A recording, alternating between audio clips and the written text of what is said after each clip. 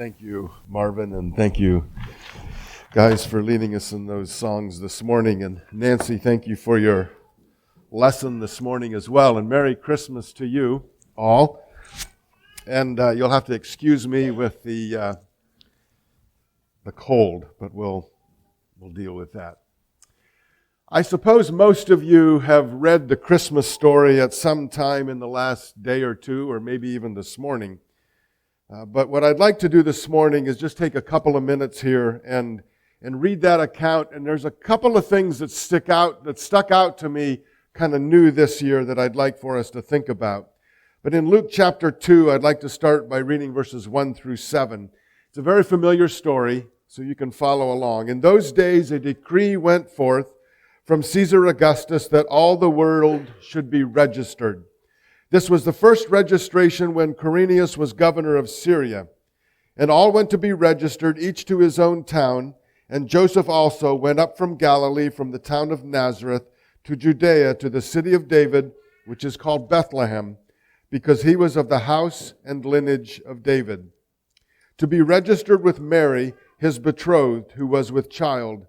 And while they were there, the time came for her to give birth, and she gave birth to her firstborn son, and wrapped him in swaddling cloths and laid him in a manger, because there was no place for them in the inn. I'm sure that story has been read and told and acted out millions of times throughout history, and for a very good reason. The reason is the story is of the long-awaited Messiah coming to save his people. This morning, Stuart and the men led us in the song, O Holy Night. And there's a line in that song, and what I find interesting is you listen to all the songs that are played on the radio at Christmas. This is one of the songs that seemingly every conceivable artist that has ever sung Christmas songs, they always sing this song. Whether they're believers or whether they're not, they sing this song. It's a very familiar, it's one that is extremely well known. But I find it interesting. I wonder why that is. But the second line of the first verse, I think, gives us the reason that this song resonates with us so well. And that line reads like this: Long lay the world in sin and error pining. As I said last time, the Creator has created us with this desire, this pull that pulls us toward Him, this desire to know Him as our Creator. We have this internal pining, and pining is this, it's a languishing, it's a wasting away, it's a desire for worth, a desire for acceptance, for purpose in life. It's that longing to be filled with something that we lack. It's that pull of our Creator, and this song expresses it so well. O holy night, the stars are brightly shining. It is the night of the dear Savior's birth. Long lay the world in sin and error pining, till He appeared, and the soul felt its worth. It's with that realization our soul has found a resting place because Jesus has come. A thrill of hope, the weary world rejoices, for yonder breaks a new and glorious morn. And our response is to be, as the angels, fall on your knees. Oh, hear the angel voices. O night divine, O night when Christ was born. That song expresses that longing within every person to find our purpose and to find our Creator. What I find interesting of the Christmas story is those first 7 verses, Luke just matter-of-factly tells the story. He doesn't give a lot of details. He just lays it out. But the details that he does give, I think, are extremely important. Let's keep reading. Verse 8. And in the same region there were shepherds out in the field, keeping watch over their flocks by night. And an angel of the Lord appeared to them, and the glory of the Lord shone around them, and they were filled with great fear. And the angel said to them, Fear not, for behold, I bring you good news of great joy that will be for all the people. For unto you is born this day in the city of David a Savior, who is Christ the Lord. And this will be a sign for you. you will find a baby wrapped in swaddling cloths and lying in a manger. The shepherds, they were the first to hear. They were the lowly outcasts. Nobody really cared much for shepherds. It was interesting, recently in reading or watching something, it was brought to our attention again that how important shepherds are to the history of God's people. Abraham was a shepherd, and God called him, as were Isaac and Jacob. They were shepherds. And Moses and David, they were shepherds. And then Jesus, he is called the Good Shepherd. Shepherds are incredibly important to the story of God coming to our earth.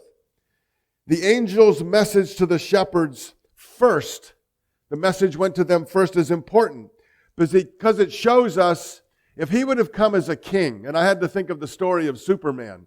If Jesus, the King of Kings, our Savior, would have come in something like that, from this powerful being from another planet, it wouldn't be the same.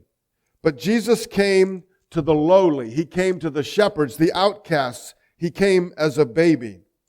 Earthly kings are different than Jesus was. They are unapproachable. They live in places that are secluded where nobody can get to.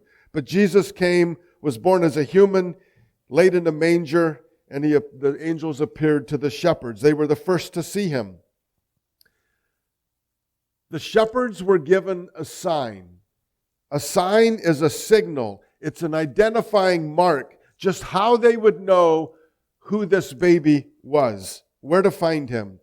The angel said, you will find a baby wrapped in swaddling cloths, I like swaddling clothes, and lying in a manger. Now, why would the angel tell them that?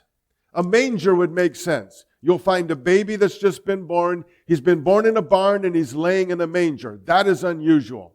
That would be easy to find.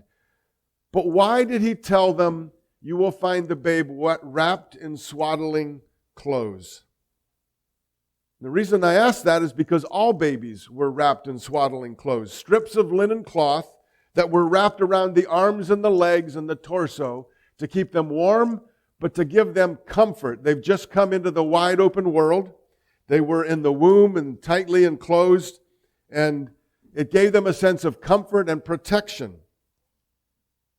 So why is that detail necessary if it was such a common practice? Over the centuries, the humanity and the divinity of Jesus have been hotly debated and contested. How is it possible for one to be fully God and fully man at the same time? I don't believe that our minds were created with the capability of fully understanding how that is possible. We can understand it to a certain degree, but we are given the capacity to simply to believe it as truth, that God did come in Jesus, fully God and fully man.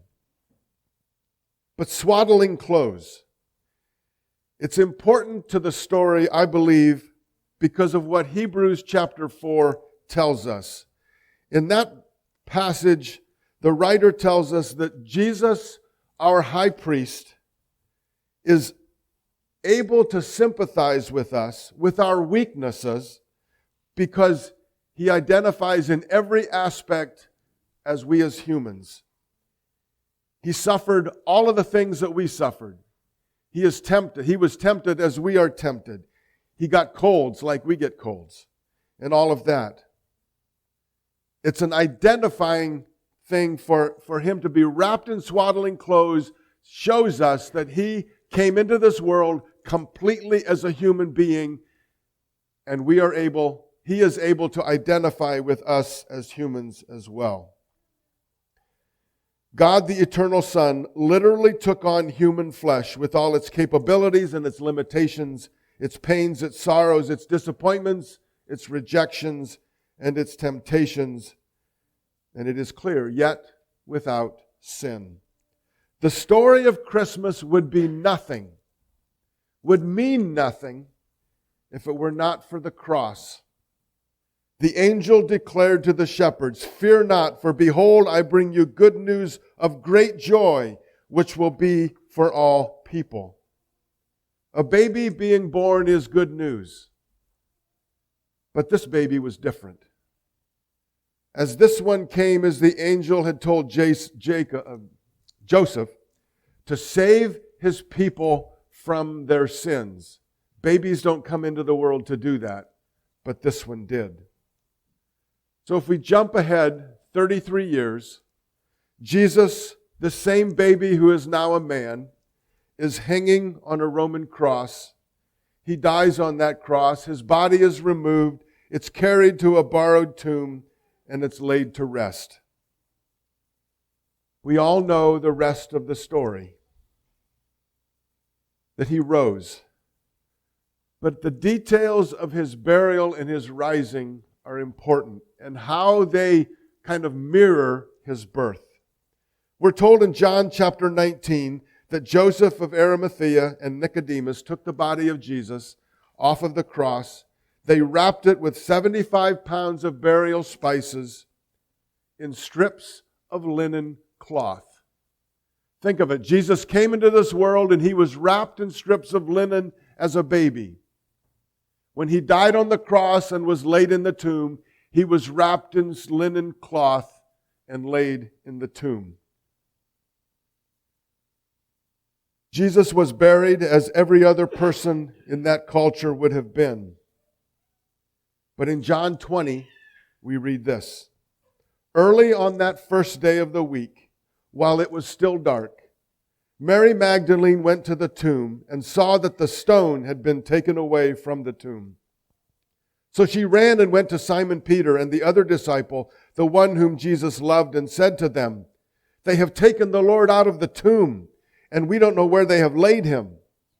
So Peter went out with the other disciple, and they were going toward the tomb. Both of them were running together, but the other disciple outran Peter and reached the tomb first. And stooping to look in, he saw the linen cloths lying there, but he did not go in. Then Simon Peter came, following him, and went into the tomb. He saw the linen cloths lying there, and the face cloth, which had been on Jesus' head, not lying with the linen cloths, but folded up in a place by itself. This man, who was wrapped in swaddling clothes as a human baby, we no longer see just as fully human, but now convincingly fully God. He is alive, for no man can raise himself from the dead, and no man would take the time to take the face cloth and to fold it and lay it off to the side. In this act, Jesus was declaring to the world that his days on earth, his task, his mission as a human was complete.